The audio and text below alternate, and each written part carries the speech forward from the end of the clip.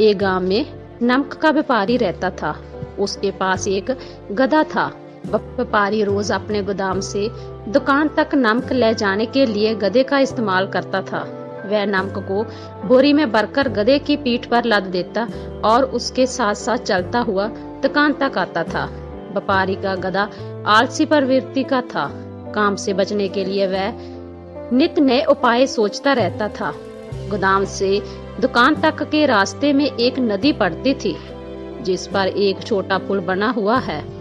एक दिन नदी पर बने पुल पर चलते समय अचानक गधे का पैर फिसला और वह नदी में जा गिरा। नदी के पानी से नमक की बोरी भीग गई। जब तक व्यापारी ने गधे को पानी से निकाला, तब तक बोरी में भरा बहुत सारा नमक घुल चुका था। गधा जब चलने लगा तो उसे बोरी का भार बहुत कम महसूस हुआ और वह खुश हो गया। उसने सोचा कि अपने ऊपर लदा बोझ हल्का करने का ये बहुत बढ़िया तरीका है। अगले दिन वह जानबूझकर नदी में गिर पड़ा। नमक पानी में घुल जाने से बोरी का वजन फिर कम हो गया।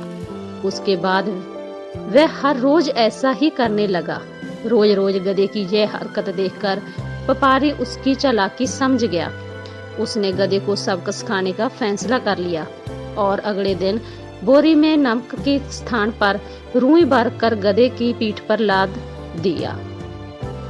रुई हल्की थी। इसके बाद भी आलसी गधे ने सोचा कि क्यों न रोज की तरह नदी के पानी में गिरकर इस वजन को और भी कम किया जाए। इसलिए वह जानबूझकर नदी में गिर पड़ा।